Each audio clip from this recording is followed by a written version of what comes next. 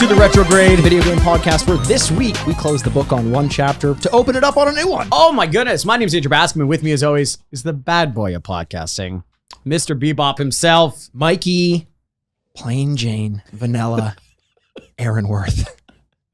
That's it. It's just Mikey Aaronworth. Wow, it's just Mikey Aaronworth. After 334 episodes, they finally find your real name. I was going to say, I figured now is time for me to peel back the curtain and be honest with the listener and the viewer over on YouTube. That is my name. I haven't been changing it week to week. I have been afraid to speak it out loud. I didn't want to dox myself. And like in you've general been doing. things like sharks and I am also Banjo-Kazooie. very afraid of sharks, especially in Banjo-Kazooie. I am afraid of birds in my backpack. I do get really worried about that. I just won't reach in there blind anymore. No. Yeah. Not after the last time. After last time when it had some, quirky little response. I didn't like that at all. Okay, so we've been talking about for the last couple of weeks. Let's just say it off the top. Let's fucking just get it out of here. Let's just say it. Rip the Band-Aid off. After 6 years and 334 episodes of consistent episodes, every Tuesday, you got a new episode. Next week, there will not be a new episode. Don't worry. No one freak out here. We're not going anywhere. Mikey and I are working Put the gun down, Elliot. Put the gun down. I imagine he is vacillating quickly between his head and us, and his head and us, And his we're head. like, it's like one of those in games when there's like those mini games and it's like you have to stop it, like hit a block on the right one, like Mario when you want like the superstar. And we're trying to stop it when it's to his own head. We're like, do it now. Yeah. No. Yeah. There will not be a new episode next week because Mikey and I are working on a new project. So the Retrograde isn't going anywhere. Yep. It's just not going to have a regular episode every Tuesday anymore. We're still going to be popping in to talk about our favorite games, like Outlaws. We already have that kind of plan. So you might be hearing us from us in 2 weeks. Yep. But it just won't be next week, and we just wanted to be upfront about that. And so we thought that was a good reason to kind of memorialize and remember all the great moments from the show. Yeah, we figured rather than like Andrew said, we've been structuring this for 6 years, 334 episodes, never missed a beat, and we found that structure in terms of us trying to get on to the next project was almost limiting in a way. So we wanted to save this feed, both the podcast feed and the YouTube feed, to hop on just informally from time to time to talk about specifically things that we have a yearning to talk about. Yeah. So that means every time we post something, whenever it is, it's just not going to be at regular intervals, but it is going to be juiced with passion. Absolutely. Just juicy. like so juicy. Juiced with passion is what I would call OJ's biography. Juice with Passion would be, yes, if OJ played Christ in Passion of the Christ. A lot of people don't realize how close he was to getting it. People always talk about Terminator. Yes. They don't talk about Passion of the Christ. They don't talk about Passion of the Christ enough, or the crossover that they were planning after they filmed both of them. He'll be back. 3 days later. Yeah. But yeah, roll seriously, away my stone. keep subscribing to this because there will be still new episodes, and keep subscribing to our social media, which might be more active. So, because now we have time on our hands. Exactly. Yeah. So what we want to do this week is it's essentially a big old retrograde spective. I think the last time we did this was episode 100 when we just kind of looked back to the previous 100 episodes, but we've got all games, all episodes. We're going to talk about some of the highs, some of the lows. We've got kind of a structure to go through, just a good way to pay homage to the regular main feed episodes of the podcast, and maybe even tip our hands a little bit to what was going on that nasty little Patreon all those years ago. Oh yeah, which also Patreon episode is going to be coming out. Yeah, we'll be launching those as well. We had some really iconic episodes that were behind the paywall on Patreon. Yeah. And, we were hesitant when the Patreon closed down to release those on the main feed because people had paid for those, but we think enough time has gone by now that we feel justified in launching some of that for the main feed. Yeah. Oh, and I just want to start calling our shot. I'm pretty sure we'll do this a couple times during the episode. Yep. I guarantee you we will come back and do a Century Club New Year's Eve episode. Oh my God. On Yeah. this feed. I cannot wait for that. That will happen when we're 70. I This think feed so. will it'll be like Indiana Jones. We're going to go back into a warehouse and open a crate and be like, oh, there's our podcasting equipment. Time to do this. At that point, it'll be VR where you could be in the room with us. And at that point, we're out. You'll see we're not wearing pants. It'll just be so sad. Actually, you know what? It's so funny. That idea of VR and us just sitting there doing a shot of beer for 100 minutes and just, talking shit is like, the idea is so sad, but it's also like, man, I'd be so happy if I found that part in my life where I'm just that comfortable going like, yeah, it's just the way it is, man. Like, yes. that would be so relaxing. Especially to the point, like, Here's a little thing for all you youngins out there. And I know usually when I say that I get in trouble, but here's a little thing for you youngins out there. The older you get, the more you realize the internet doesn't want you around. If you post yourself doing things, they're like, we've got a 19-year-old to do that. Thank you very much. You better be hurting yourself. You better be hurting yourself. You better be jackass. Yeah. yeah. If you're not hurting yourself, I want you out of here. So the idea of being 70 years old and so comfortable with yourself and the comments you're going to get that you just put it out there anyway. Fuck it. I don't Let it rip. I don't give a fuck. Let it rip. Grip it and rip it. Grip it and rip it is, which of course, Mikey's masturbation technique. Mikey, we're going to be talking about some highlights and lowlights you're talking about. Do you want to start talking about episodes or games? I do want to move into that pretty quick, but there's one little thing that I would be remiss if I didn't use as a bit of a send-off before we get into the reminiscence of this episode. I have one more major little thing that I brought into my life, Andrew. Boom, boom. You may want to call it a Papa's purchase.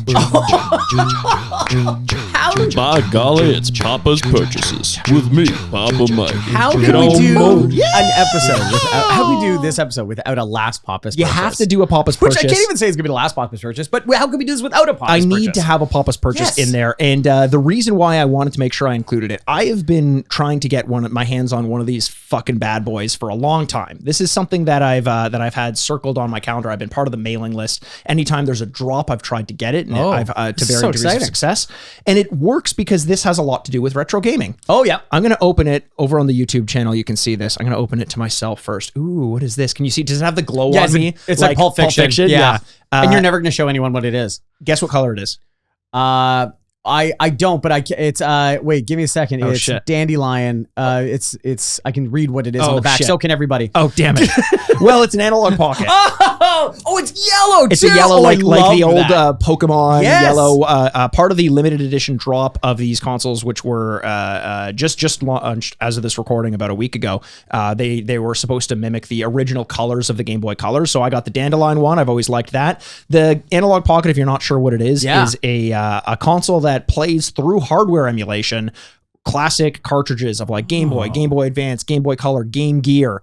You can also sideload ROMs onto it. Wow. But it's like the original Game Boy with a wildly up-res resolution, but it's playing it through actual hardware. Wow. So it's like one-to-one with the old experience. I just have to dig up my old games. That means that if I can find my Pokemon Red cartridge, I can play with like my original Pokemon character from back then, which I would be ecstatic about. That is like that. Talk about nostalgia. Yeah. Oh my goodness. So I'll show that once again to the camera right there. That is beautiful. Look how big the screen is. The screen is massive, and it's like 10 times the resolution of the original Game Boy Color. So you can also, like, when you're sideloading ROMs onto it, you can play like Super Nintendo games. I think you can play Sega Genesis games. So I'm really excited to get going with this one because as we move away from some of our weekly retro games, it'll help to have something in my pocket called an analog.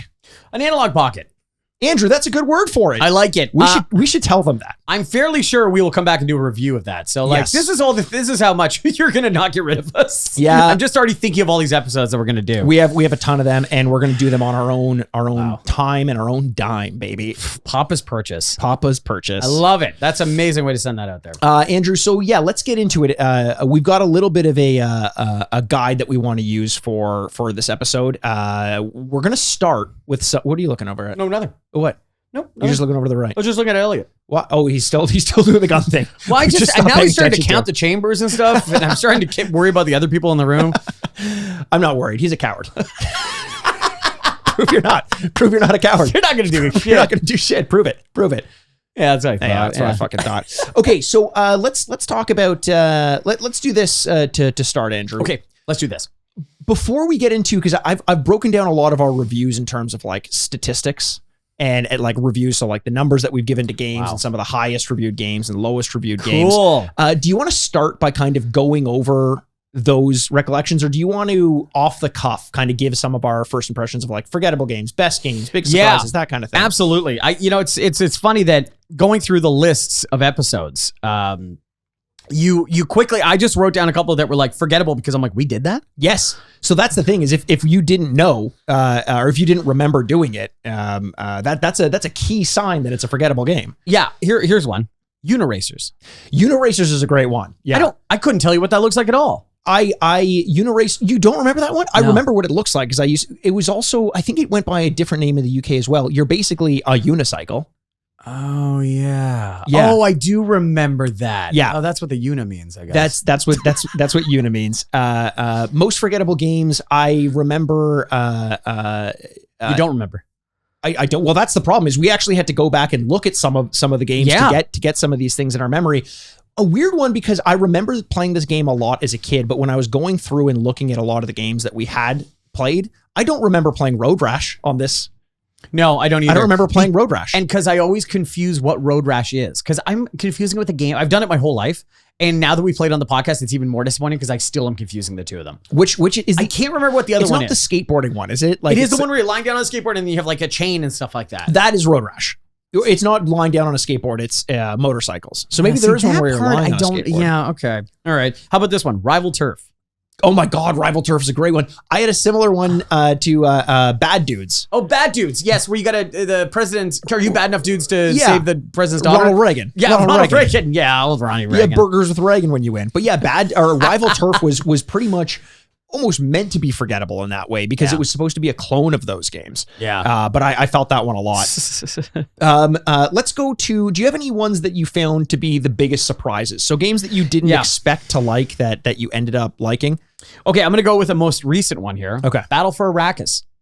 Oh my God. Speaking of forgettable, I forgot we played it, but I do remember loving that game. I loved it. Yeah. It's like Command and Conquer. It's like, those things. And it's, and for, it was actually, I think it was before Command and Conquer, but created essentially like the pillars to what Command and Conquer ended up becoming. And you can totally see that, yes. And we that was for the Dune episode. If you don't know what Arrakis is, congratulations on having a social life. But is that I remember you listed, all these games that had failed for the Dune universe, and like anything Dune related outside of the book had been a very tepid response, to say the least. We call those games Bad Dunes versus Dragon Ninja. Yeah, are you bad enough Dune to be forgotten? Dune to be forgotten. But this game was so much fun. Yes, and I just remember liking it. It's also right down my alley. So. Yeah. What about this one? Is not necessarily surprised because I remember liking it as a kid, but didn't expect to love it the way that I loved it. But Duke Nukem 3D. Oh. Absolutely. Yeah. I'm so glad you're bringing that up because I always tried to have references on here, but I couldn't get it. So yes, Duke Nukem 3D fucking rocks. That game was great. How about this? Doki Doki Literature Club. Oh, that game was fantastic. I was unaware of the twist, so I'm not going to say what it is. Just in case, go back and listen to it. I was unaware of it, and I was like, it was like a punch in the stomach. For a text-based game, the fact that it somehow, without trying to, had pop-out scares. Yes. It scared that game. I was so unsettled playing it, but absolutely loved it. Yeah. It left a huge impression on me. Yeah. I wouldn't, for me, that one I didn't find to be quite as much of a surprise because everyone told me like, you're going to love it. So I was like, eventually I'm going to love it. But the surprise in the way the story went is something that was unexpected. Right. What about Spy Hunter? Oh, Spy Hunter. You loved that game. I loved Spy Hunter. But the weird thing is I didn't love it quite as much while we were playing it. And then the next day I was like, I'm going to fucking play some Spy Hunter. And then I went on a date like this was how long ago this was. I went on a date like 2 days later and we went to a barcade and there was like a Nintendo. What a terrible idea that is. No, it's amazing. No, for you, that's a terrible idea because the date doesn't become the priority anymore. Well, but I have to prove how good I am at things to her. That's what dating is. Yeah. But I booted up an NES and annihilated her at Spy Hunter. Right. She didn't call me back. Okay, how about this one? Also, maybe a forgotten one, but I remember liking it. Lemonade Tycoon. Oh yeah, not forgotten, but definitely surprised how well it held up. Oh, too. absolutely! Yeah. It was so much fun. You and I trying to figure out the algorithm of like how do we figure this out? Bringing out the chalkboard. Yeah. What about Driver? A game like surprise in terms of expecting not to like it, especially because I didn't as a kid. Yeah, but really taking to it in the modern day. Oh, I wrote it down too. I loved that one. What was the one? The stunt driver one. Stuntman. And you and I were in the garage forever. And usually... No, that was Driver. So that's Driver. That's the tutorial of Driver is notoriously difficult. Okay. The hardest part of the game, except for the last level, which is notoriously unbeatable. I remember... Okay, so Driver is the one I was going to talk about. Yeah. Because that one, we must have been on the first level 20 times, right? It was pretty much the entire gameplay segment. And usually that means I would go, well, this game sucks. I hate this game. But... I don't know. There's some part of me that's like, I still want to go back and play it. It's like, I can do this. I can fucking totally do this. I'm so close. Just give me one more try. But I remember back in the day, and this is why it was on my list as biggest surprises, when I rented it as a kid, playing the game, I didn't make it through the intro. I played for an hour, maybe, and just put it back in its box and returned it to Blockbuster. Like, I did not expect to like this game. Wow. Yeah. ActRaiser. Oh, ActRaiser with the angels and the angels and devils, and it was kind of like city building and plus platforming. Yeah. It was a really interesting game. If you've never heard of ActRaiser, get your act together, raise your funds in your wallet. Yeah, sure. Seek out a copy of it. Also, then you're going to want to buy a Super Nintendo. So and that's an act as well. That's an act. Act like you know. Yeah, don't act a fool. Don't act a fool. Raise a little hell. Raise a little hell. And play this game. ActRaiser was so good. That was a submission. That was a reader submission to play that game. Yes. And thank God we did, because otherwise I was like, I couldn't believe that was a real game. Yeah, I'd never heard of it. Like, it's very seldom. Like, I grew up, video games were my medium, and it's very rare that there's a game I've never heard of. Yeah. And that was one of them. And it was surprisingly delicious. It was. I ate the game. Yeah. Is it cake? And you're like, I don't know. No, but it still tastes good. It still tastes so good. You took a mega bite. Yeah, so that's a good one. That could go down to forgotten too, because I was like, oh right, that game. The reason I didn't forget it is because that stays in my head as one of the ones that came out of nowhere for me. Yeah. My last biggest surprise, Crash Team Racing. Oh, yes. A game that we played, I think maybe was part of Drinking and Driving or Too Drunk, Too Sober on our Patreon, which was another incredible. That's something we could bring back. If you didn't know, on our Patreon, we used to do a segment called Too Drunk, Too Sober, where we would play each other in a competitive game while we were sober. One of us would win, one of us would lose. We would break and we would play and we would drink our faces off. Get very drunk. And then we would come back and play against one another again while we were drunk and see who was better drunk and who was better sober. Yeah. We committed so hard to the bit that I got so drunk I had to go home. I halfway through a game, I'm like, Mike, I gotta go. And I fell asleep on a church step by my house. So needless to say, we could only do it a couple of times until it became physically debilitating to us. I still would want to do it again. I would do it again for sure. It was so, I was just drinking liquor that was in Mikey's back cabinet. You're like, no one's drank this in a while. And I'm like, yeah, absolutely. And I'm chugging it. And I'm like, I don't feel good. Yeah, Andrew, the next day, he's like, I think there's something wrong with your spiced rum. And I was like, first of all, it's been in there forever. But second of all, I was like, yeah, maybe it's stale or something. I don't know. Yeah. I looked at it. It was half gone. What was wrong with it is that it was all in your stomach. I committed too hard to the bit. You committed way too hard to the bit. Yeah, and good for you for doing it. And Mikey, you're so funny. We were drunk and you're just going like, hey, no, you're good. We can finish this. And I'm like, I can't finish it. And then I was like, oh no, that's okay. But that does count as a forfeit. You know? You had to really needle me on that one, which I couldn't even stand. So it was amazing. Oh God, that's funny. Yeah, because Crash Team Racing we did right before the newest version of that game came out on the PS5. PS5. Yeah. And then I ended up, the remake or whatever it was. And I bought that and still from time to time we'll play that game. It's a great game. Yeah, it's a great game. Yeah. Do you want to go to some of our biggest disappointments? Absolutely. Oh, you look like you've got some ready. I've got a few. I'm going to build up though. Okay. Let's go with Top Gun 2, the second mission. Yes, that was disappointing, but I have a soft spot for it because is it in your skull? What the soft spot of my skull. Jesus. That my mom has to be very careful when she handles me not to touch it. No, is that because then it'll turn to a hard spot. No, it's they tried to go and make 3D in that I think it was a Mode 7 game, or no, because that was on the NES. Yeah, it was impressive what they were trying to do, even though it fucking didn't work. It did not work. No, it was not fun to play. No. Also, Top Gun 2, the second mission. Just makes me laugh as a title. That's so lazy. That's like when you have to fill out paperwork for the government and it's asking for something. You're like, I don't fucking know. I'm just going to write the only thing I like, what is your profession? A manager. I don't know. Generic as possible. Yeah. Or if you're Canadian, you knew that anytime you asked for a zip code, because they're like, oh, we need something, everyone always put 90210. Yeah, exactly. The only way we knew. Do you think people in the US know what we use instead of zip codes? No. They're called postal codes here. Yeah. Yeah, and they're very different. They're letters and numbers. Letters and numbers. Letters and numbers. Yeah. Did you know zeros mean it's farther away from post offices?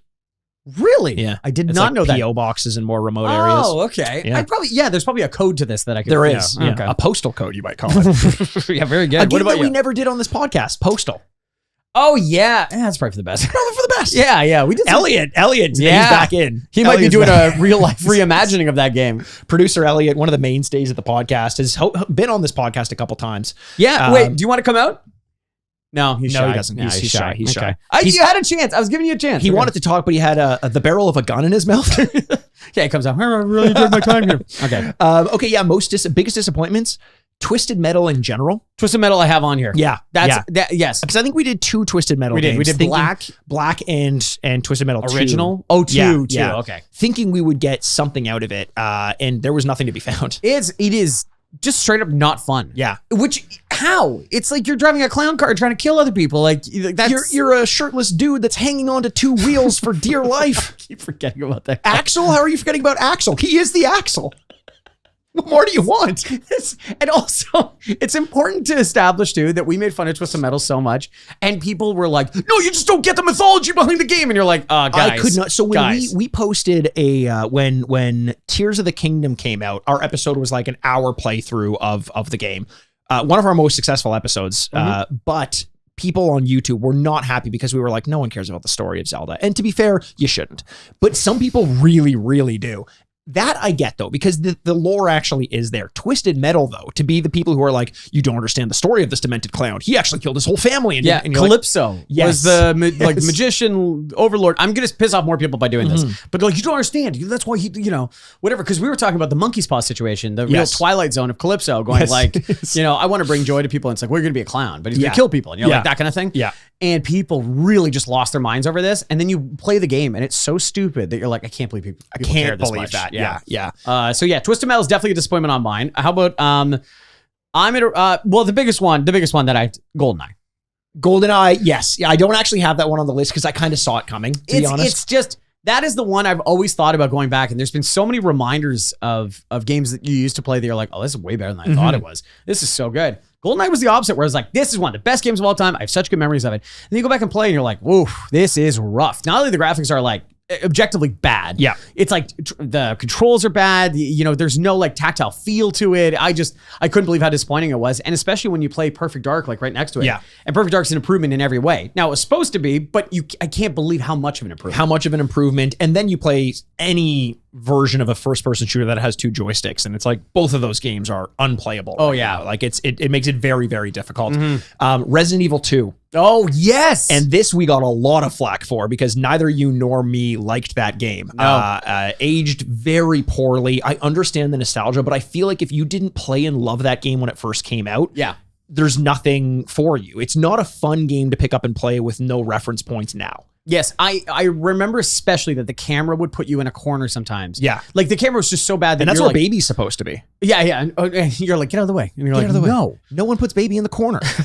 But I just remember the camera would just switch around and you're like, where the hell am I? Where am I? Like people behind me? I can't even tell. And tank controls. Oh, so yes. you're trying to like, as the camera changes to an angle that you can't predict. No, it's like you have that rule in filmmaking where it's like if you're filming a chase scene, like only stay on one side of the actions. Otherwise, people are like running left of the screen and then right. Yes. It looks disjointed. In Resident Evil, that doesn't apply. No, not at all. You'll be walking right, and then the next angle is like bird's eye view, and you're like, what the fuck? It's a lot like the Resident Evil 2 movie.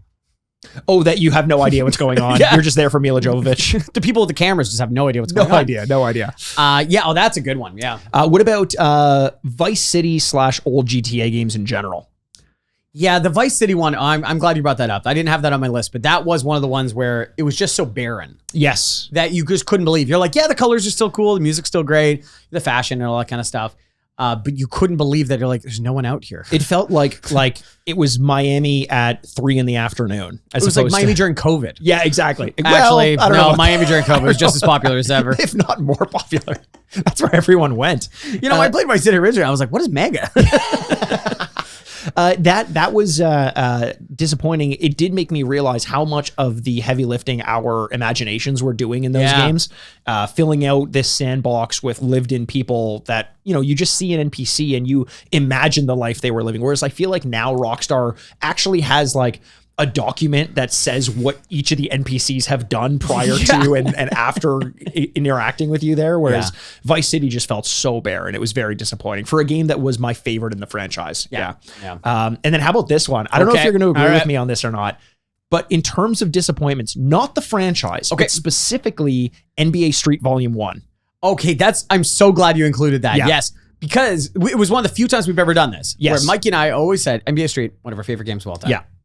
And we played NBA Street 1 and we go, well, not this one. Yeah. What the hell is this? Yeah. And it was just so unlike all of our memories that we said, okay, next week, NBA Street Volume 2, we're going to do it next week. And then we're like, oh, this is the game we like. We had assumed that the entire franchise was as good as NBA Street Volume 2, but even down to the things of like that 70s nostalgia, kind of like painting with a 70s brush is only in number 2. I just assumed that 1 had been like that as well. And like the story of the legends, like the Street Park legends you could add and stuff like that. And instead it was just, the first one was just so boxy. It was just not good, but 100%. So we've kind of just like gone off the cuff to talk about some forgettable, some whatever. Let's actually go through the statistics of these games. We've got a lot of like all the reviews, some of the best, some of the worst for the current and the retro combined, all that stuff. And I'm going to go through all the categories and we're going to go through. Tell me if there's any surprises on the list. We're going to go for the worst current scores. So as a reminder to listeners, it's been a while since we used to episode by episode do the retro score and the current score. If this is your first episode, why? I am so welcome, I guess. Welcome. You have a lot of catching up to do. Yeah. You got a big backlog. Should we open up the full back catalog of the Retrograde at this point? Yeah, absolutely. I think so. What else would we hold on to it for? That's true. Yeah. So never mind, because I think it was only the last 100 episodes or 200 episodes. Yeah, it goes to 1 something. Yeah. So we'll open it up so you can hear Mortal Kombat 1. That was episode 1 that we did. Who knows how bad that's going to be, but let's do it. We may as well. Yeah, why not? What are we holding on to? So we're going to go through some of these scores. Oh yeah, so sorry. What we used to do is we would give the game a rating out of 4 bits for each of us. This is the retro score, which is based on our impressions of the game that we had when we played it back when we were little kids, and then we would usually break and play the game and come back and give it another rating out of 4 bits, which represents how the game holds up in the modern day against the likes of modern games. So this combined score was kind of this overall understanding of how good the game is, both from the past and nostalgia factors and subjective to the current. Objectively, how does this game hold up against, any game that you're going to play nowadays? Yep. Any of Andrew's hentai sims? What? I don't even know what that means. Shut up. What do you think it means? Hentai sims? Yeah. I don't understand what the sims part is. Hentai is a style of animation. Andrew, shut up. No, I'm being serious. Andrew. I don't know. What style would that be? Is it purely pornographic? Yes. Oh, it is? Yeah. Oh, I thought it was just like a style of animation that people often turn to perverted stuff. Nope. No, it's all porn, but not perverted stuff. Some of it's classy. Some of it's very classy. You wouldn't believe some of those tentacles have top hats on and monocles. Oh, tentacle stuff is hentai? Well, it can be. Oh, Hentai is the umbrella. Oh, and then there's sub genres underneath, including subs. Yes. Sub genre done. Andrew unzips his mouth again. Yeah. Okay. So let's talk about it. The worst current scores. And we're gonna go from we have a couple that had a 1 overall. This is our combined score out of 4. So that means we each gave this game a rating out of 4 for the retro score, the current score, and combined it. And some games got a total of 1 out of a possible 8. That's what we're saying. Magic Johnson's Fast Break. Talk about forgettable games. I can't even picture what this game looked like. I can't even remember what that was. Ski Free, which was a massive disappointment. Yeah, right. That's the one with the Abominable Snowman that chases after you. Yes. Simpsons Wrestling, which was an atrocious game. Nothing redeeming about it. Space Jam, the basketball game. Another basketball game. Remember, you could just get every basket, so you and I are just going back and forth scoring every time? Kind of. Yeah. I mean, I was doing more of the scoring than you were, to be honest. Didn't you get the better team, though? Isn't that what happened? Because I was controlling it. Oh, yeah, right. That's what must be what it is. Yeah, it has to be. I remember the between quarters being more interesting with the little mini games that you were given. Yes, there were mini games. Yeah. Oh my God, I forgot. Speaking of forgettable, I forgot about that. American Gladiators. Oh, that game sucked ass. Which fun story is one of the games that we were playing at an old arcade bar in Toronto when we conceived of the concept of this game. Yes, was the old American Gladiators game, or conceived of the concept of this podcast. Parappa the Rappa. Yeah, that really? So here's the thing. Parappa the Rappa, music's great, animation's great, rhythm game is great, but maybe it was something wrong with, and we were playing the version on PlayStation, like it wasn't like a bootleg version or anything, but the rhythm element of it was so unpredictable that we couldn't tell why we weren't succeeding at it or failing. It felt like, and that makes the game unplayable. Like if It's the only thing. if Guitar Hero didn't actually go by the rhythm and you couldn't tell when you were getting things right or wrong reasonably, it would be unplayable. And that ultimately is what led into that. So those were all 1 out of a possible 8. There was one game that had a 0.5 out of a possible 8. I think I remember which one this was. I don't know if you do. Oh. Sneak King? Okay, I do. Yes, because I have something I'm going to bring up later about this. But this is the Burger King tie-in. Yes. Where you are the king. The king. Trying to sneak around and steal stuff, I think it is, or like get stuff. Basically like scare people. Oh, scare people. That's what it is. You're right. You're popping out and stuff like that. Yeah. It's a stealth action game made by Burger King. They used to give it away with like their equivalent of Happy Meals. Does anyone remember the King? This is before the like very popular, the Whopper, Whopper, Whopper, Whopper. Like they have a new jingle the last couple of years and everyone likes it a lot. No, the King was the best. The King, well, no, he wasn't. No, he was. We made this game and it's awful. It's just because he has a bad game. John Wick has a bad game. Do you hate John Wick? John Wick has a video game? Exactly. Wow. Yeah.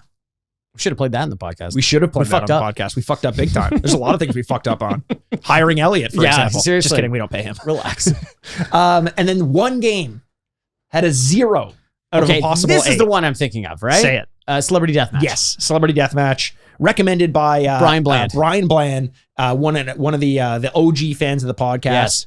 Yes. Celebrity Deathmatch was irredeemable. It was so bad. So bad. I still have like a recoil thinking about it. In a world where we played Simpsons wrestling and thought that wrestling games couldn't get any worse, along comes Celebrity Deathmatch. God, you might be at home too young to remember what Celebrity Deathmatch even is. That's true, yeah. But it was an MTV claymation show. Yeah. Where celebrities would face off and do like horrible things to each other in a humorous way. Yeah. It was a parody. And boy, was it humorous. Oh, we loved it. I did love Celebrity Deathmatch. It was very novel.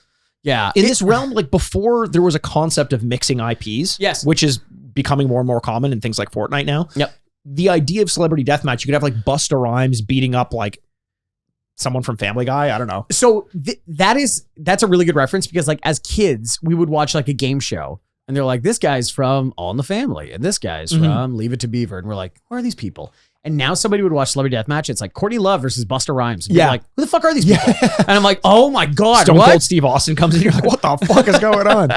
So those are our worst current scores. Yeah. The only thing left to do is not the only thing left, but the logical next step is our worst retro scores. Oh, that makes sense. Yes. Not best. So we're going to start. There were fewer games with a lower retro score. I would imagine so, because if that was true, why are we doing it? Yes. Rose-colored glasses. Yes.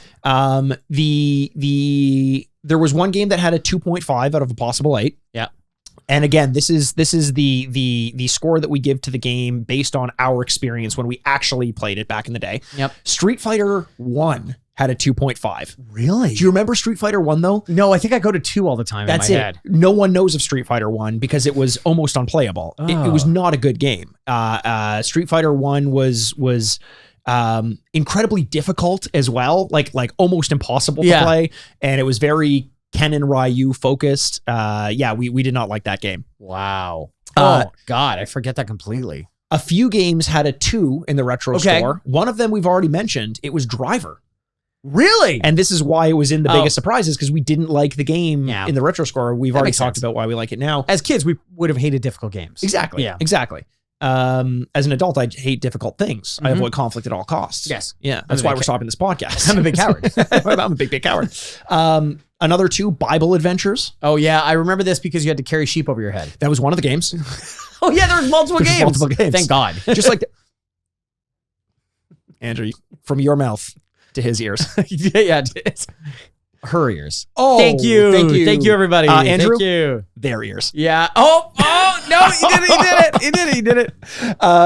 Mario and Sonic at the Olympic Games. Yeah, that game sucked. That game sucked. That was, I think, on the DS. The retro score warranted. The game where we found out that if your name was Cassandra, you could not put that as your name because it includes ass. Ass. Yeah. If your name is Richard, you better not say dick.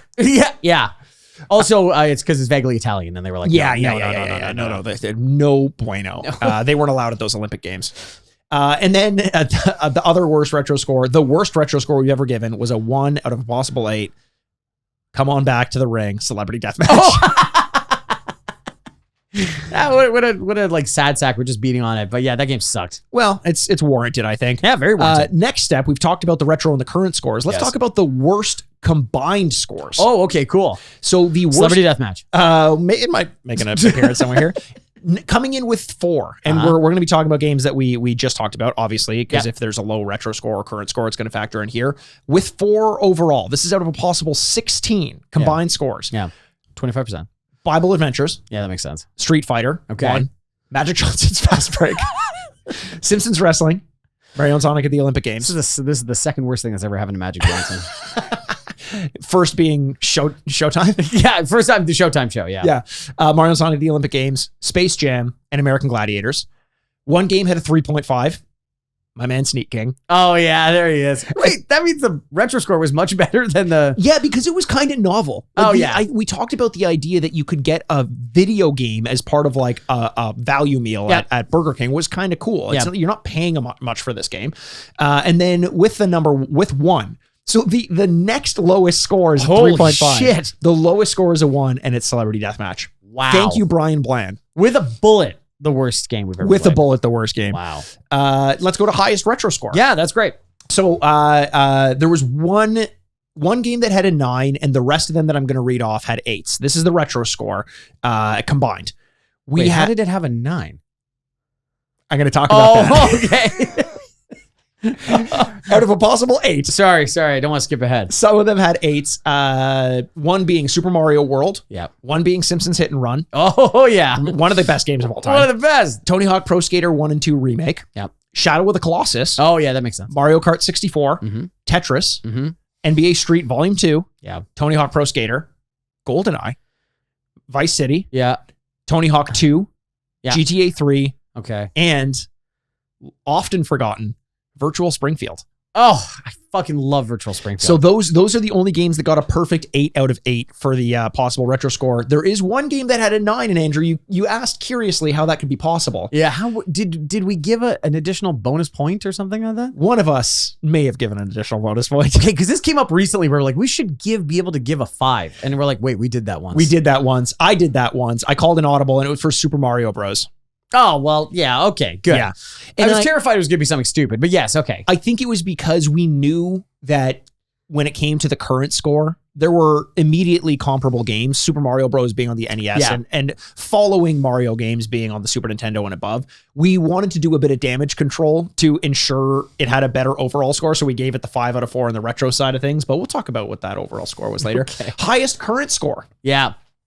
There were a lot of 7.5s. Those being Kirby's Adventure on the NES. Wow. Another big surprise because neither you nor I had that on our radar. No. Little Nightmares 2. Yeah. Remember doing that game? Great game. Mortuary Assistant.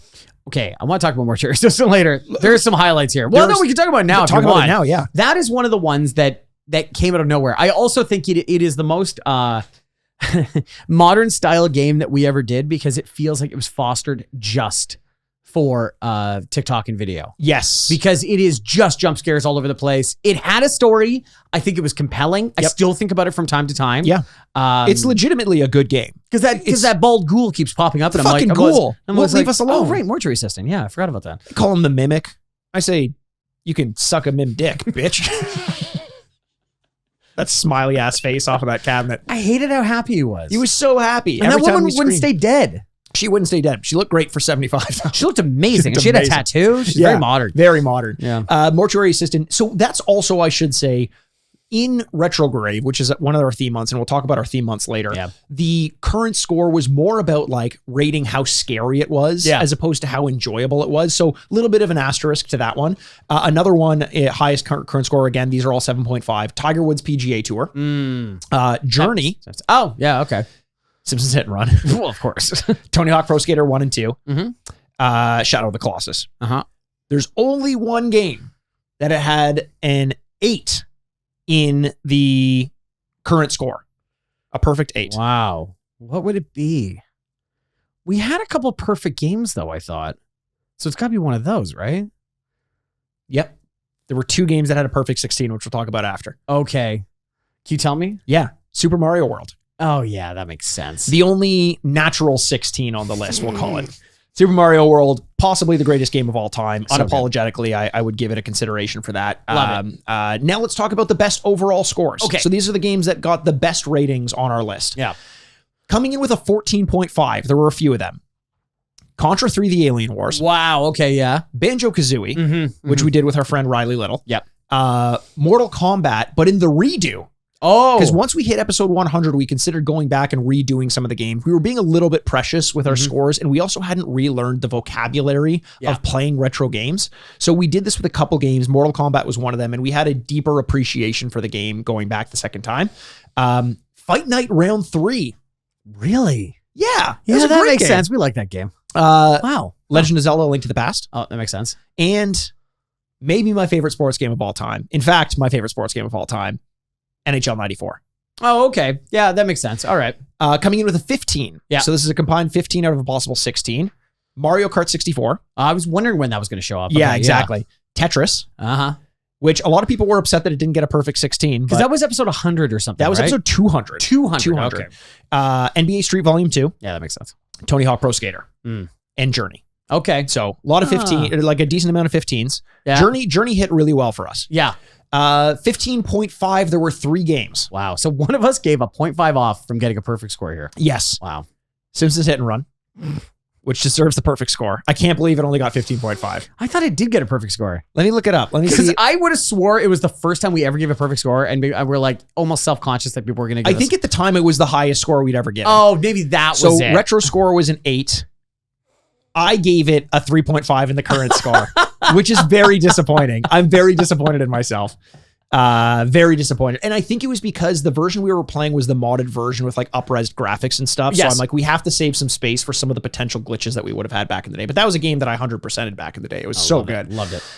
So Simpsons Hit and Run, Tony Hawk Pro Skater 1+2, so the remakes. Yep. This is again 15.5, and Shadow of the Colossus. Okay. So Shadow of the Colossus coming in was one of the highest rated games on the podcast. Awesome. When we did our top 10s, it was on my list as top one, among the top 10 games of all time. 2 16s overall, 1 natural, 1 with a little bit of finagling. Super Mario World, the only natural 16, Yeah. and Super Mario Bros. Because it got a 5 in the retro score and a 3.5 from each of us in the current score. Oh, okay. Yeah. Interesting.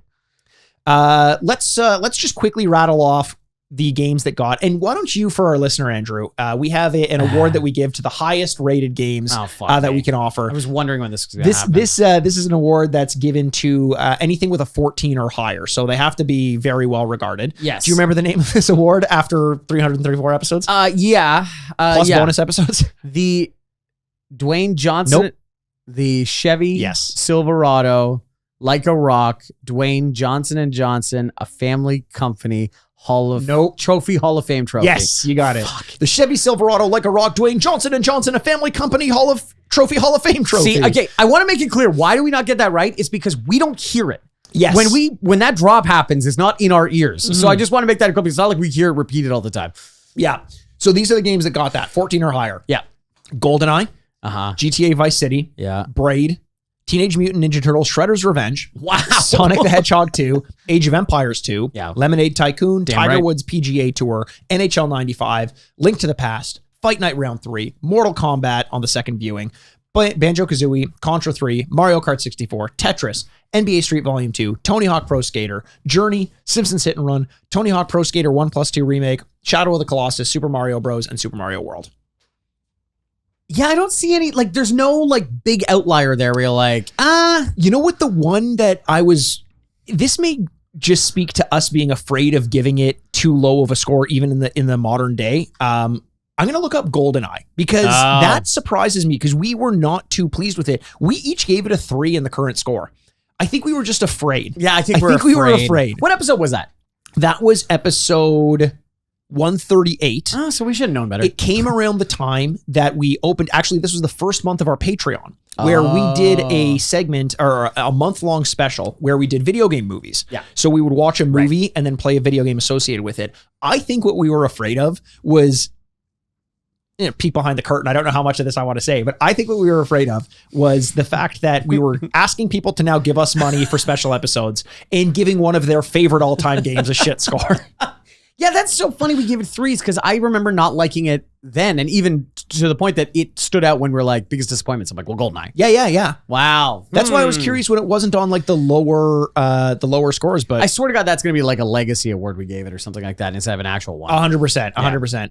The Juve Bowl Dead Pixels Trophy. Wow, that is something we haven't given out in a long time. It's been a long time since we've given it. Juve Bowl Memorial Dead Pixel Trophy. A score of a 3 or less overall. Fuck. Now this is one. Juve Bowl, obviously the director. He tried to direct a bunch of video game movies, and they all sucked. And now here's the thing: were we too hard on him? No. What? No.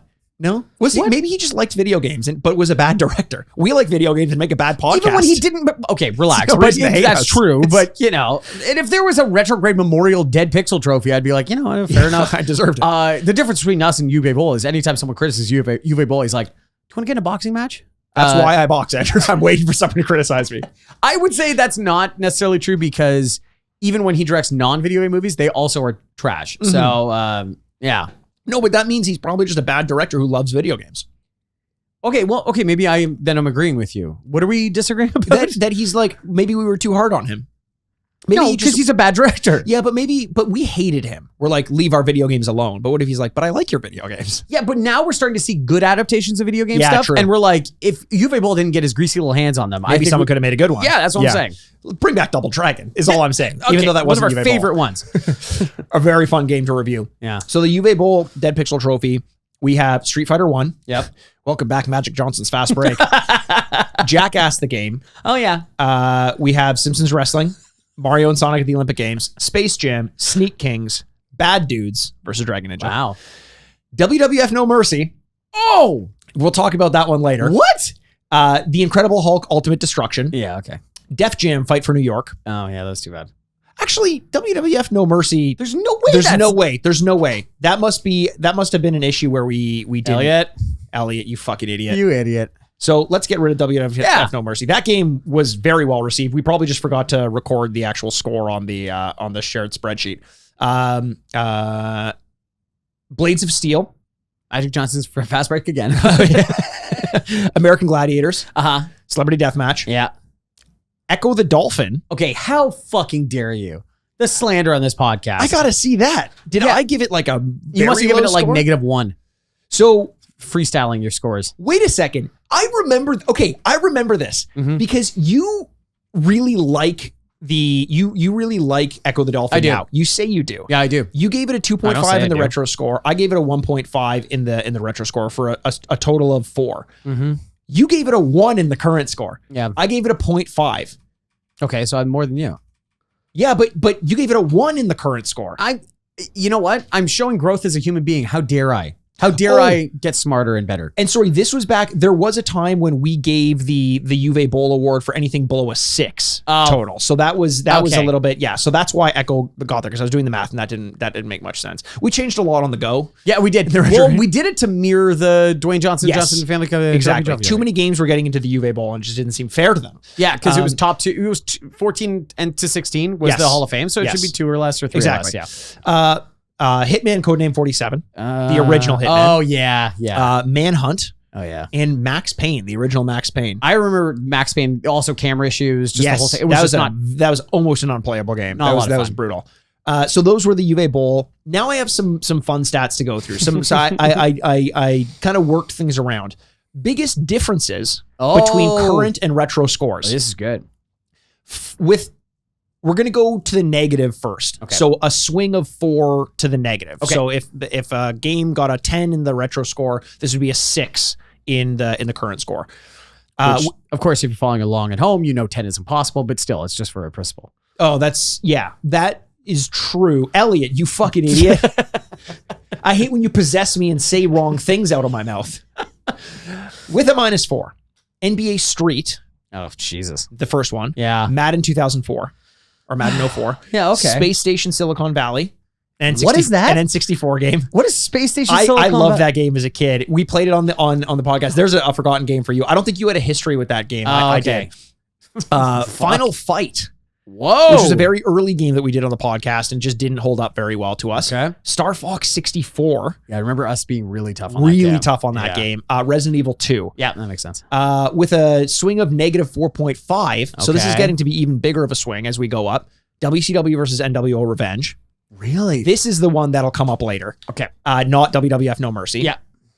With a -5, Midnight Rescue. One of the old like learning games. Fuck, I like that game. Really? Yeah, but not in the current Not day. in the current score, yeah. Diddy Kong Racing. Oh, wow. With that stupid elephant. The Oh, no. Well, and why did you find it so stupid? Because he's racist. Yeah. Oh, he's racist. Yeah. I don't know about that. He's not racist? I think his portrayal is a little racist. Okay. Isn't he also in Spyro the Dragon or something like that? Oh, maybe. Isn't that the one where that elephant, Raj or something like that? Taj, I think. Taj. You know, like Mahal. yeah. And the whole time you're like, oh, no. Oh, no. He comes up to you on a magic carpet and you're like, oh, fucking, this There might be an good. accent. This might, yeah, exactly. Thank God they didn't have voice acting back then. Yeah. And Parappa the Rappa, massive swing from That makes sense. the biggest swings from to the negative of a -5.5. Wow. Virtual Springfield, Yeah. because we did not like that game in the modern and day. we loved it so much as kids. So much as kids. Yeah. And Ski Free. Yeah. Okay. That checks out. Wow. That's a big swing though. To the positive. Oh, We're going to start with a 2.5. There were a few games here. And again, we're talking about the biggest swings to the positive from retro to current. So there's much fewer of these games with a 2.5. So in this case, if there were a 10 in the retro score, it was a 12.5 in the current score. Dr. Mario. Okay. Battletoads.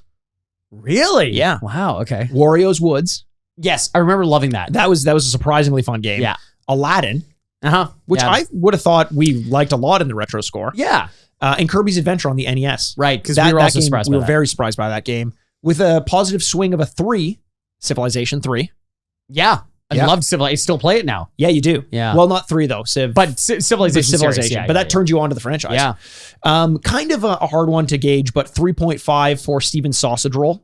But that was big because it didn't Yeah. come out back in the day, but we imagined we would have hated it if we played it as we kids. really would have, yeah. Number 4, swing to the positive, or with a 4-point swing to the positive, the highest one we have, Driver.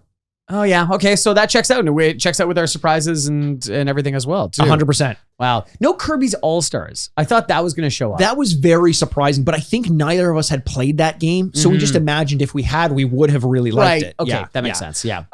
Now here's the this is just some kind of general stats that we can go over. The number of 4s. So the number of times you gave a 4 or I gave a 4 for the retro score. Who gave more? Who gave more? You. Yes. I gave 35. Wow. Which is a lot. That's a lot. I really loved video games. You gave 23. That's a big difference, too. Number of 4s, current score. Who gave more? You slightly less, though. Yes. I gave 7. Yeah. You gave 6. Wow, what a big difference from retro to current. Big difference. Wow. This is a fun one. Retro score total. So the total score that you gave to retro games versus what I gave to retro games, who gave higher? Oh my God. Me? Nope. It's you. It's me. Fuck, I should have seen that coming. You gave 649.5 and I gave 670 total. Okay, so they're pretty close after all that. Okay. Pretty close. And don't use that as an exact number because there are some games like we talked about with No Mercy that were missing some ratings. So you can't use that to get like an average. Oh, you gave a 2.5 to whatever. Right. Current score total. Mm-hmm. Who gave higher? Who gave lower? I gave higher. You didn't. Wow, you gave higher in every category. Wow, fuck me. I gave 558 and you gave 551. Wow, so really very close. Very Okay. close. Yeah, Very close. But what does this mean? It proves my point, Andrew. Video games used to be better. Retro score of a 670 versus a 558. What are we even talking about here? Yeah, or we're just more nostalgic. Stop making new games. I love video games so much I want to shut down the industry. Yeah. Yeah. Or just work harder, kids. Yeah. It's just crunch. So much so you gotta buy a new device just to play old games. Yeah, exactly. The analog pocket. Yeah. And I hope that doesn't go to the developers. Fucking better not. Better not. They're not working hard enough. Greasy little hands. Yeah. You bowl hands off them. Give it to the CEOs. The boards. The boards. Here's the last little fun one we'll do. The differential in overall scores between current score and retro score. Okay, so what was higher was total. Wait, no, what are you saying? It's the overall scores that we gave for the current score. Yeah. Minus the overall scores that we gave combined for the retro scores. Okay, so don't we know that the retro scores were higher though? We do. But Okay. by how much? By how much? And you're doing this by average or just total? Total. 50? Negative 220. Okay, wow. Yeah. Not even close. Not even close. Wow. Okay. Games used to be better. Oh my God. Jesus. Want to give a shout out to our theme months, Andrew. Yeah, I'd love to. Yeah. Do you have a favorite one? Like, I think we have two famous ones that because they were reoccurring. Yes. We have February. Yes. And Retrograde. Yes. Which was, of course, Mikey and I do not like spooky games. Yeah. So instead, in the 12 months of a year, we devoted 2 whole months to doing scary games. By popular demand. This Not was even not our like choice. equally distant apart or No. anything like that. October to February. So You barely November, have time December, to January. recover. Yeah. Yeah. Is there a game that stands out in one of those? Mortuary System quite a bit, and also I would say Five Nights at Freddy's, the VR one, was just a level of immersion that I didn't need. Yeah, and then we did the movie, and oh my God, yeah, that movie was bad. What was it called? Fatal Frame. Fatal Frame was That also stands out a long way because it was the game that Mikey screamed so loud I got mad at him. Yeah, it was. Actually, you know what? We have some awards that we're going to be giving. I got some stuff later. So we'll hold off because there is some rewards around some of the scarier games. There was a version of February that we did that people were upset about because it wasn't scary games. It was actually Febboo, as in like you're my boo, and we did dating sims. And we did Doki Doki Literature. Yep. I Love You, Colonel Sanders. Yep. Dream Daddy.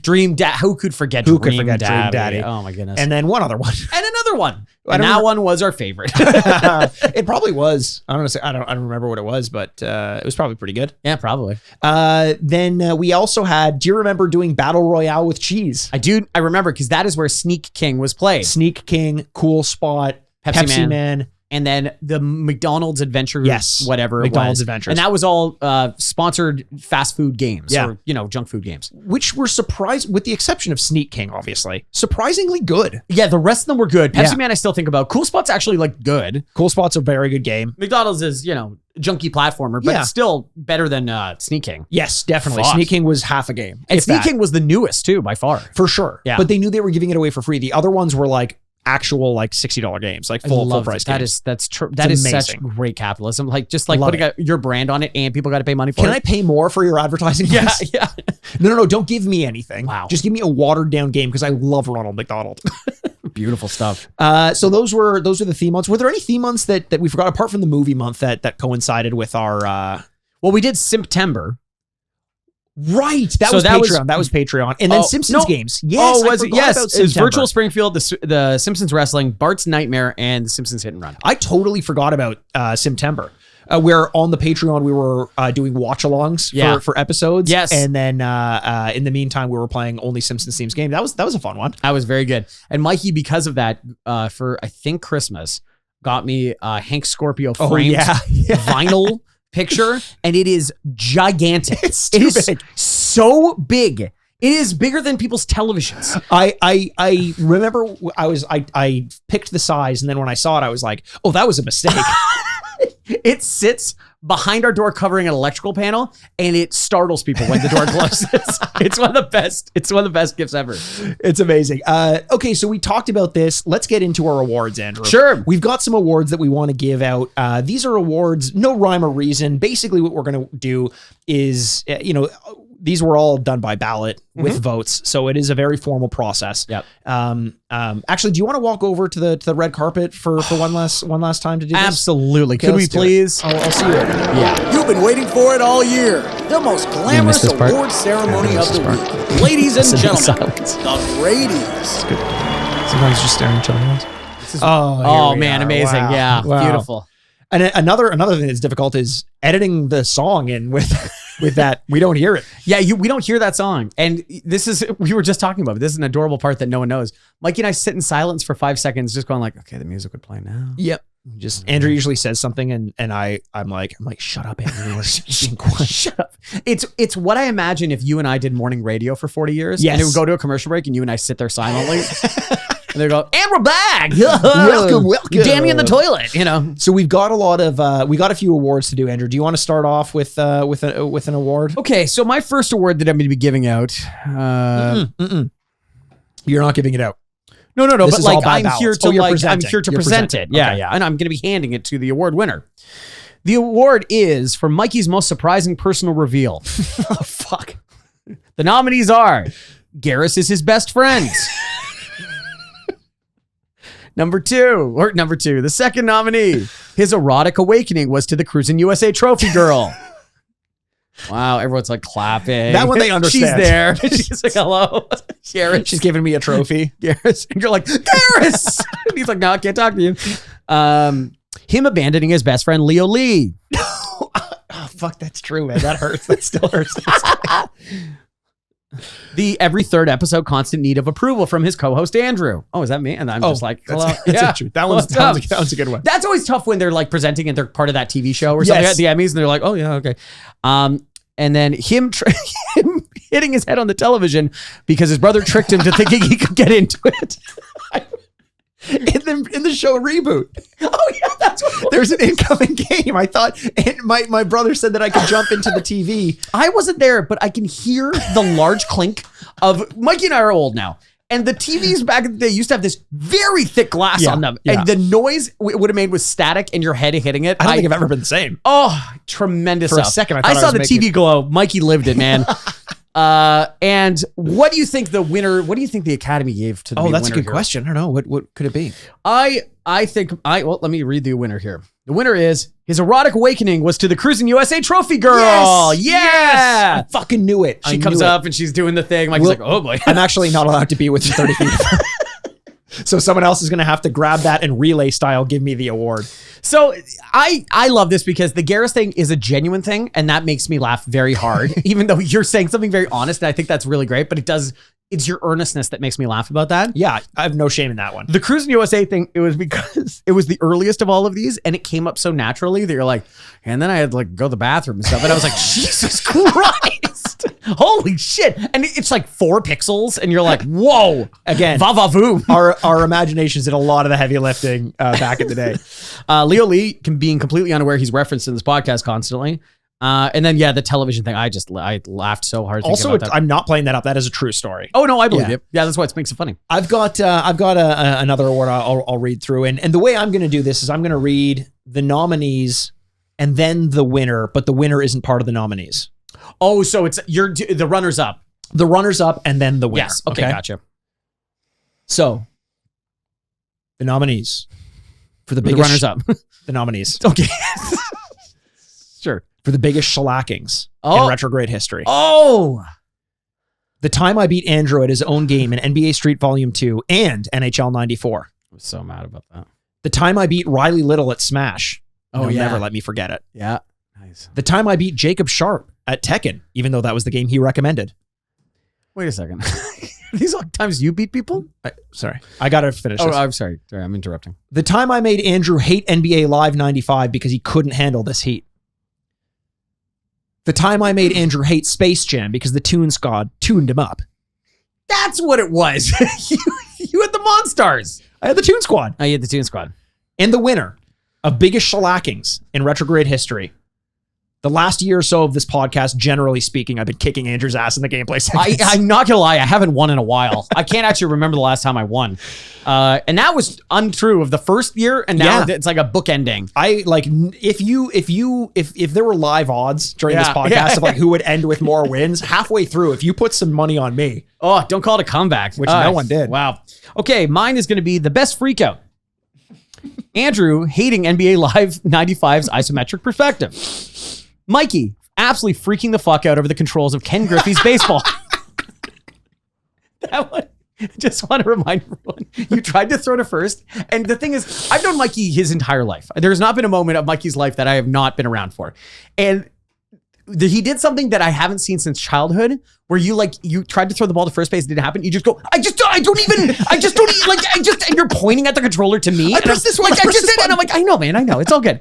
And then the last one, and the winner probably, is Andrew and Mikey completely disagreeing over the end of Last of Us 2. Andrew, okay, I have a very similar award for this one. Okay. So I called it Best Arguments. Okay, there we go. Okay. For my nominees, I had, was my controller actually broken in Ken Griffey Jr. baseball, or did I just suck? Is Red Dead Redemption 2 a masterpiece, or is it just boring? Oh my God. Who killed who more in Battletoads? Yes. Oh, yeah. Because you could hit each other. You could hit each other. Oh, yeah. And the winner Yeah. Same as Andrew's. Yeah. The time Andrew couldn't admit he was wrong about Abby being the one in the right and Ellie being an absolute villain in The Last of Us Part 2. So that's we're going to start a new fresh argument on this one. That, by the way, one of my favorite episodes to record was The Last of Us Part 2 spoiler cast. Yeah. It's still available, or if it wasn't, it'll be on the back catalog now. But give that one a listen. That was a ton of fun. I love that one. I'm going to ask for suggestions too, but I have a couple here for this one. Okay. The hardest laugh break in the Oh my God. the amazing, podcast history. Amazing. Anytime we're over number 50 in the Century Club. The Whispering Vault from last week's episode. It was so good. If we're watching the gameplay, there are moments of silence because you are both crying, laughing, and our heads like are away from the microphone. I have a winner, but it's of course the inception of the horse eggs. It's got to be the Inceptions of Horse Eggs. What was that game called? That was Destroy All Humans. Destroy All Humans. I can't possibly describe how this came up. Yeah. But it was the idea that horses lay eggs. Well, you asked if horses lay eggs, which is absurd. It's insane. I don't think that's how it happened, but okay. That's 100% how it happened. I'm like, so you think they just lay horse eggs? Mikey and I laughed so hard on that one. You can hear me going, Mikey, we have to stop. Yeah, because we I was like, almost we can't continue like this. And then it became, if you'd listen to, I don't know, I think we were tired at 100 episodes ago or something like that. There was a horse drop. Which, let's do it. You want to do it one more time? Let's do it. Let's do it. Bring it out of retirement. Okay. Ride like the wind, bullseye. You're a good podcast. Nay. Oh, great. Amazing stuff. And that was every time we referenced a horse was because of the horse eggs episode. Yes. There was even people that started horse eggs Twitter accounts. Yeah. And yeah, it's They calculated every time one of us said the word horse. yeah. And like dating back to the beginning, the incarnation of the podcast, and gave us statistics around, like, I don't know when they finished it. It was the most impressive feat I've ever seen. Yeah, that was a huge element of this podcast Yes. that we had to retire because it became too much work. And we ended up having different drops as well. We had a horse cast, we had ghost cast, we had blink cast for Blink 182, Pigcast. pig cast, Birdcast. Birdcast. Birdcast, that was a big one. It's a bird. It's a plane. No, it's bird. Birdcast. Pretty bird. It's like Hitchcock. There's so many Birds around here. I know why the Cage Bird podcasts. Birdcast. I know why the Cage Bird podcast. Do you have a favorite drop? Is that one of yours or no? I think I really like the Papa's Purchase one. I Papa's find myself Purchase is humming it all the time. So good. The Hall of Fame trophy is a good one. Yes, that's a great one. And then the Birdcast. Birdcast is fun. I Yeah. know why the I know why the Cage Bird podcast. the Cage Bird podcast. The Maya Angelou. That man, she's dead now, probably due to the drop. But is that if I ever saw her and she's like, explain that, I'm like, I don't know if I can. I can. It's too deep. Okay, so that was Hardest laugh break. That was hardest laugh break. Yeah, there were so many, like legitimately so many times when we've made a joke and just struggled staring at each other like we just can't fucking. It's impossible to keep going. Saddam Hussein when we were naming cars. Saddam Hussein. I brought it up the other day in just casual conversation. I'm like, in the podcast we were describing if the Cars characters continued on into the real world, what would be like. We also did in the Bible adventure episode. We did like the Christian delis or something like that, or delis Christian based businesses, like Christian- wordplay. Yes. Yeah. Oh my God. Because you had Fishes and Loaves, the bakery, or No, something. yours was Fishes and Oh, Loaves. that's pretty good Yeah, one, yeah. Andrew. There were so many. Oh, fuck. Yeah, but I just remember that was one where we're doing the best is when we are saying stuff and trying to continue the podcast, but the back of our brains is actively trying to come up with new names. We can see it in each other's eyes that we're talking, but we're just doing. Yeah, we're not there. There's no one Nothing there. is going We're on taking in a the front. break. Yeah. We're just doing active listening while we like desperately. If it's Inside Out, our minds are just like ablaze with just like find another pun. Do you have any more words? Yes, I do. I've got biggest scare. Oh, great. Oh, So this is why we wanted to hold off. Yes. Biggest scare. Five Nights at Freddy's Help Wanted VR. Mikey's heart attack. yeah. So we're playing a VR version of Five Nights at Freddy's. And there's a couple of things that we're doing. We have to clean the vents. Yeah. We had to retune the guitars. Uh-huh. And was that the one that you had the heart attack on? Or what? No, what it was fixing the animatronics. Fixing the where you had animatronics. to like almost you had to follow the directions very closely, Like a and- Simon Says like type a thing. Simon Says, and then also like operation, you couldn't have shaky hands because if you hit the edge, you'd get a big jump scare. Yeah, and you can see it in the video. You start clutching your chest. And I was like, "Oh, are you okay?" And you're like, "Yeah." I was sweating, and Andrew just looks in the camera like legit concerned. It was Like kind of thinking, like, should I stop the camera? I like it's gonna become a snuff film after a while here. That's how I want to go out. Okay, that's a great one. Yep. Mortuary assistant, ghoul on a stool, except the stool is a shelf. Also titled Elf on a Shelf, except the elf is a ghoul. Oh God, that one just scared the living piss out of us. We go around the corpse. So there's a corpse already in the room. Yes, and a corpse in the body. There's a corpse already in the room, and we go around to the administrative side to enter something in the computer. Yeah, and as we do, we look up, and there's a little bald ghoul staring at us and smiling, and we freaked out so hard. Editing that one was so hard because we wanted it. It's a widescreen video that we're playing, but you have to cut it down to be on a like the width of a phone. Yeah, and keeping the ghoul in the center of the screen while I freaked out, and you could see the camera just fucking go wild. That was very hard to edit, but a ton of fun. Yeah, Blair Witch. The next nominee, Fatal Frame, Andrew's Cowardice. What the hell does that mean? What? It's Andrew's Cowardice. Mikey. So we play Fatal Frame, one where you have to take pictures of ghosts. Yeah. Totally normal. And Mikey screamed so hard. This is actually, we weren't even recording in this room at the time because we were recording just over there, a little like 15 feet away, and you screamed so loud I got so mad at you because you're screaming also in my ear. If you listen to it, I scream as loud as I can, and a split second later, Andrew screams as loud as he can because I scared him. Because I'm reacting to yours. He wasn't even scared of the thing in the video. He just heard a grown man scream as loud as he could. There is a reoccurring problem when we do these scary episodes that you could see me getting progressively more mad at Mikey. Exactly. I'm like, Jesus, stop doing that. And the winner of the biggest scare, the time we were on vacation and realized we didn't release an episode, so we recorded one on our phone in the Nashville airport. Okay. So 334 episodes. That means 334 weeks in a row of recording this podcast. That's over 6 years of this podcast. And why next week not releasing an episode on Tuesday is such a big deal. Yeah. But there was one other time we almost didn't get one in. Yeah. And it was because we were at a music festival, Bonnaroo in Tennessee, and we were flying back.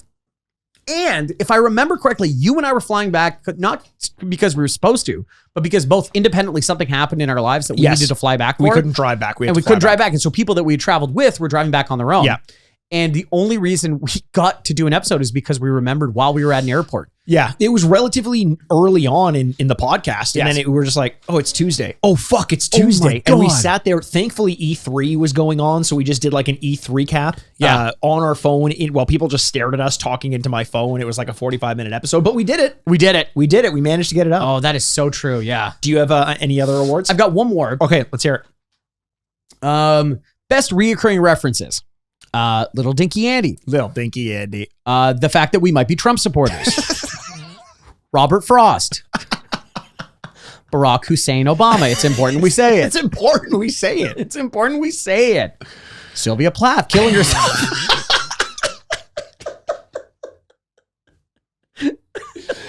Oh, fuck. They're all winners. I think they're all great, but yeah. Oh my God, Sylvia Plath. Also, do you have any more nominees or winners? No. Let me add the movie Doubt with Meryl Streep. The movie Doubt. Oh, Philip Seymour's Thick Ghost. Dense ghost. Dense ghost. But not dense because he's stupid. No. It's just a very dense ghost. It's like a thick fog if you walk through his ghost. It would be like sticky. The fact that Sophie had a very easy choice to make. Sophie's Choice. How did I not think of Sophie's Choice? Oh my God. Yeah, many good references. Wow. Yeah. Seminal Vesicle. Seminal Vesicle. Yeah. I was doing a vast deference. It was like, there's a vast difference between these two. And in my head, I heard Mikey's voice. I'm like, oh boy. Oh boy. Yeah. How did I forget that? But do you think that's the only list ever where it's going, we might be Trump supporters? Robert Frost. Those things I've ever said behind each other. We can never go home again, but those immigrants better. Say that into a microphone. That'll go really well for you. Okay, I've got two more awards if I can run through them quick. This one is games we owe a second shot to. Okay. WCW versus NWO Revenge. Absolutely. We gave a very bad rating because for some reason we decided to invite my brother and like 6 of his friends over. Yeah. So during the gameplay segment, we barely knew what we were doing. We were drinking. They were all super loud. The gameplay screaming. Go back and listen to that when we open up the back catalog. Tecmo Bowl. Oh yeah. Which we were told after the fact. There's like a huge competitive scene and factors in way more than we knew. I forget the guy's name that wrote to us, but he was great, and he was explaining the tournament that he runs, and some like context behind the game, and we were just wrong. Yeah, similar to the NHL 94 tournament, which is actually, as of this release, is going to be going on in Toronto pretty soon. Oh, nice. Okay, there you go. I can't remember the name of the arcade bar, but one of them in Toronto. Mike Tyson's Punch-Out! Which is a game that got a 9 total and a game that I have played consistently since this, and I feel like I just gave it a bad score. And the winner, though, is NHL 07 because we couldn't emulate the Xbox 360 version, and I couldn't get my Xbox 360 to run, so I think we did the PS2 version, which didn't have the stick controls, wasn't good for the same reasons the Xbox 360 one was, so it just got a bad review in general. And we pretended like that didn't happen and just gave it a review anyway. What's your last award you were going to give? The last award that I'm going to give, and this is one that I think is both the most important and potentially the most controversial. Oh, okay. This is the award for Best Babies Made of Jelly. Oh my God. Nominee number 1, Jelly Baby. Number 2. Yeah, what's number 2? Jelly Baby. Oh. Number 3. Okay. Jelly Baby. Yeah. And the winner by a landslide. Jelly Baby. We are Jelly Baby. We are Jelly Baby. That's another one we laughed. That was a great game. Biggest surprises as well. Yeah. When you were reading the text that was released by the company, you're like, what the hell is this? You are Jelly Baby. It sounds like indoctrinating someone into a cult. Yeah, exactly. Yeah. So let's go. We want to give, first of all, before we move on, we asked for some people's top 10s. Oh, yes. And we'll give a couple of them here for Horse Eggs. Part of the Horse Eggs crew got in with their top 3 games, included The Last of Us Part 1 and 2. Okay. Was number 1 and 2. Okay. Red Dead Redemption 2. This is my guy. Also within the top 10 had 2 Zelda games. Whoa. And also had Red Dead Redemption 1. So within the top 10, 3 franchises are represented, which I found pretty impressive. Wow. Here to Chortle, which they've also been a very consistent supporter of us on social media, had in their top 10 Baldur's Gate, but it was Baldur's Gate Dark Alliance, which was a big surprise because everyone on their top 10s had been going with 3.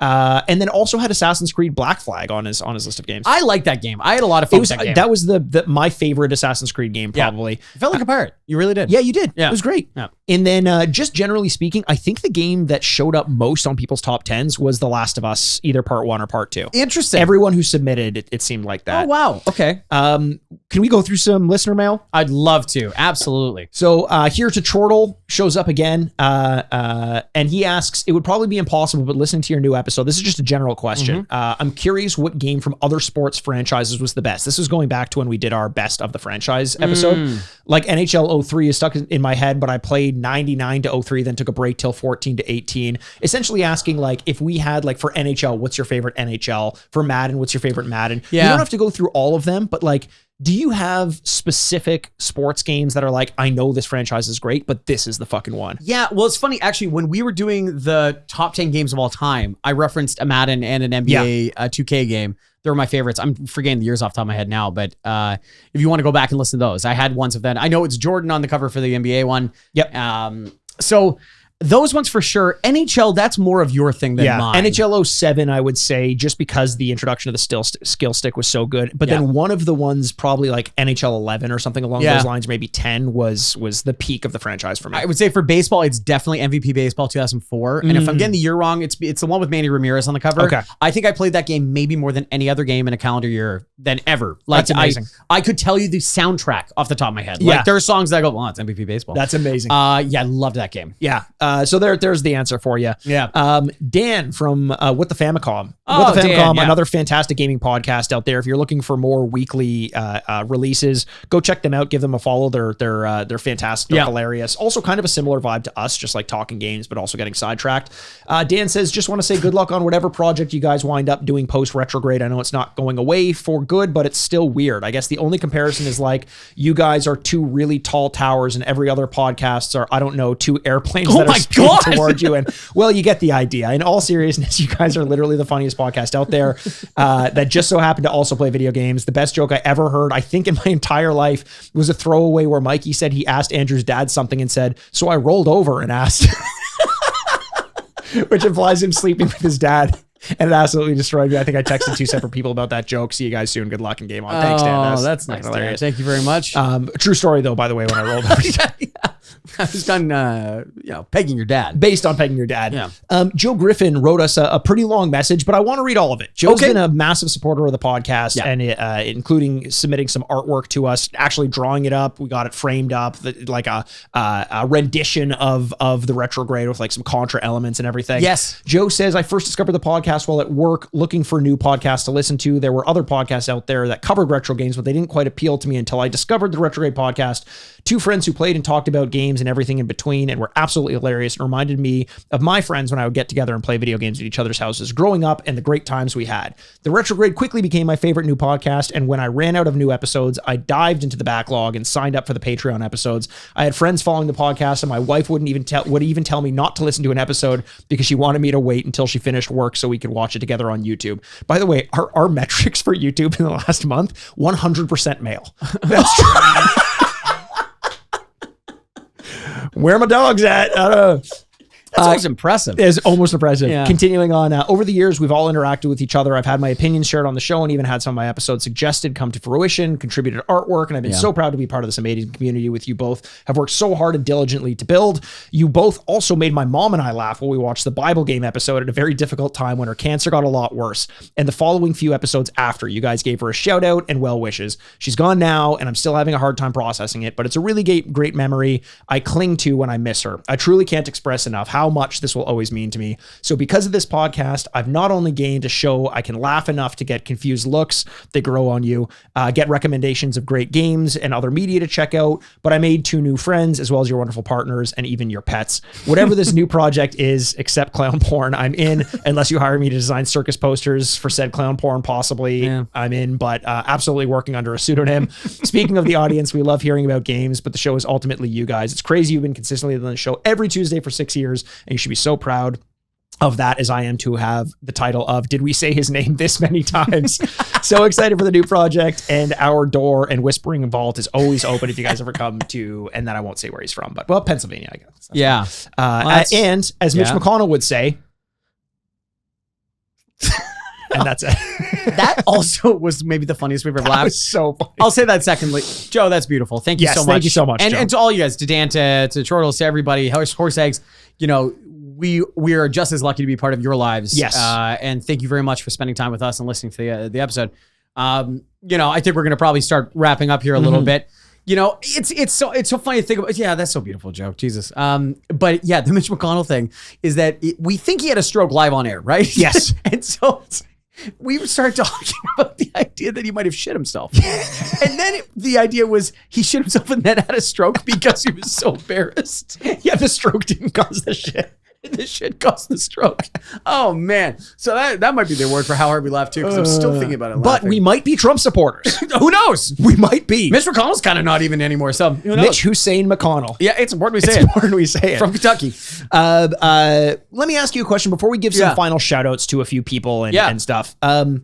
We started this podcast 6 years ago. 6 years. We had no idea what we expected. I remember having the conversation and being like, what would satisfy you? What would be like an achievement? And we said like 200 listeners to an episode. Yep. And we've blown that out of the water. Thanks to everyone out there who's contributed to that. But how have you changed, whether in your gaming habits or how you consume media, podcasting? Think about it since the 6 years ago that we started. Yeah, it's so funny to think about where we started and where we are now in 6+ years too, because we practiced for a while and really getting this going.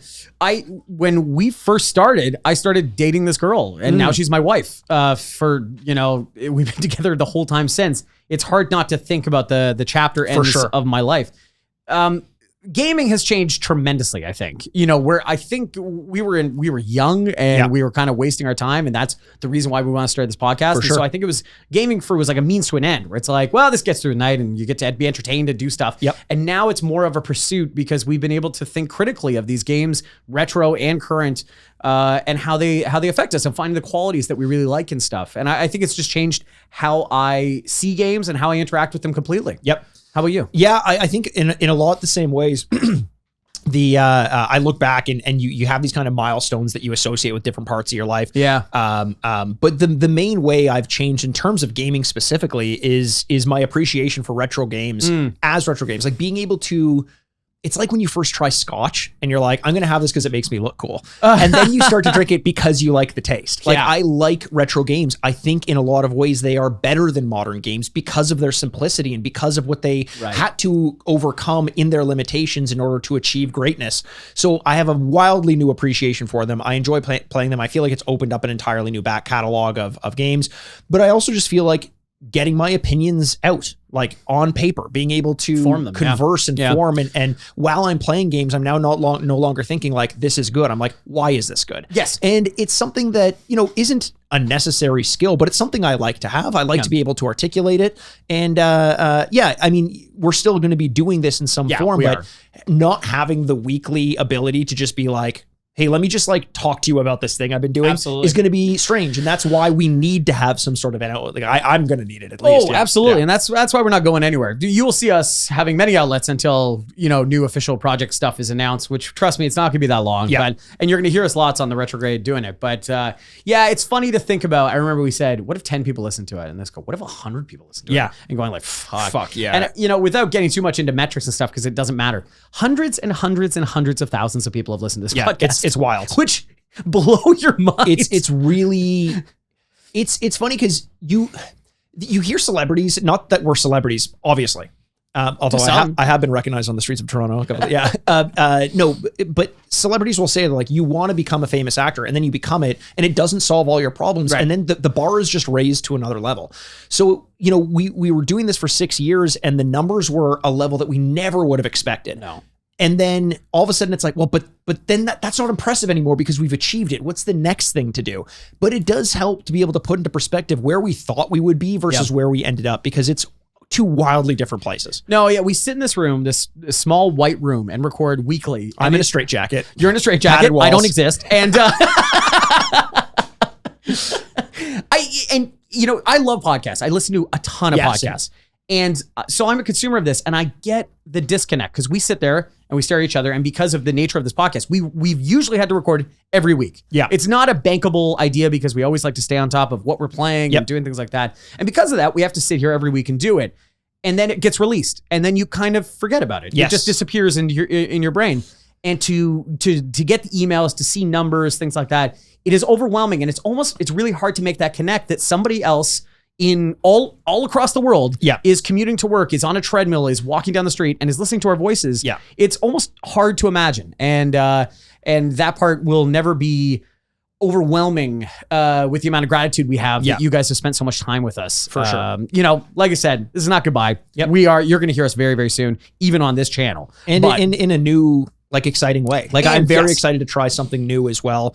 The bottom line too is we love doing this, but after 6 years, it starts to feel like you're limited by the history that you bring to, you can't change completely. No. So in order to do that, we have to create this separation between this channel, which is now going to become a casual release channel, and the next thing that we're going to be doing, which we're very excited about. And there'll be a renewed sense of interest. And let's give some shout outs. Yeah. To some people. Sean Brinzia, who came on board around episode 200 and offered to redo all of our graphics. Yeah. So all the graphics that you see on our channel are social media icons, those little avatars of Intros, us, the yeah. introduction. That was all Sean, and he did so out of the goodness of his heart. If you're interested in someone to do artwork for your podcast or something like that, hit me up, or, the retrograde podcast at gmail.com or one of our socials, and we'll put you in touch with the guy.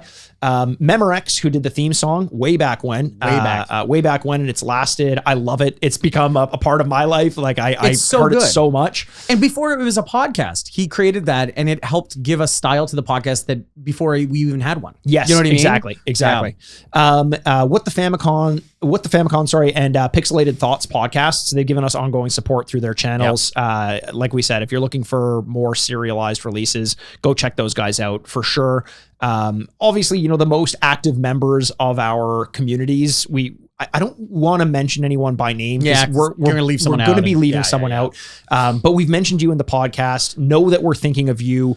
If you're wondering whether we're thinking about you, if you've interacted with us, you're included in that. There's some specific names, but like we said, we don't want to alienate anyone. The list would be too long. Yes. But it goes without saying that, like, the amount of satisfaction that we get for through interacting with fans is just like, that's the best part about this podcast. It really is. Thank you for everyone who does that.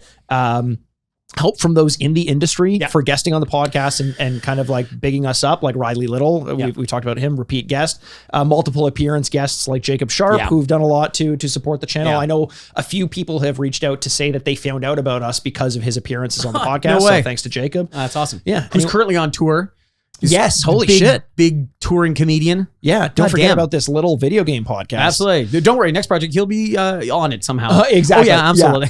Yeah. And then you mentioned your player one. I have to give an explicit shout out to my player one as well. The sweetest woman in the world. She, for our 300th episode, made a little card for us that I still have and look at all the time in my office. She made a little happy last recording thing with a picture. Actually, let me grab this. Yeah, grab that. That's so cute. It's beside a terrifying Kirby doll that I got in Japan and a Poppy's Playtime that I also got. And she used those in the picture. Let's see if I can. Is that working?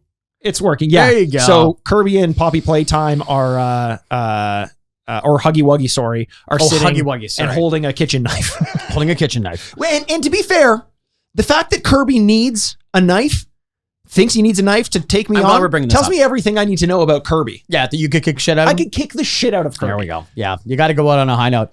And we're not going to do this because we're also not going anywhere, but I love you, buddy. Love you, Andrew. Love you. The chance we got to record for 6 straight years only shows, again, we're even better friends now than we were then. So, 100%. this is amazing. We can't wait to talk to you in whatever next channel it's going to be, but also on this one soon enough. Yeah, I don't 100%. know. You know what I mean?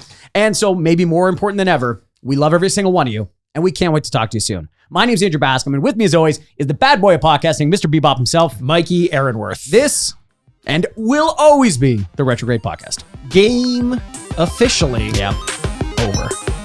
For now. Oh shit, I forgot to hit record in. Oh, fuck. All 600 episodes? Furnished by Sad Styles Productions. Welcome to the Retrograde, The podcast where we remind you of what you used to love and whether or not you still should. My name is Andrew Bascom. And my name is Mikey Aaronworth. This is our inaugural episode. I know. Welcome, listener, to the Retrograde. For the first time ever. And probably the last time. I'm assuming we're not seriously. that good yet. Yeah, and one of our times might be like an untimely, suicide. Untimely. Is there a good time to I was commit going to suicide? say, that's kind of like,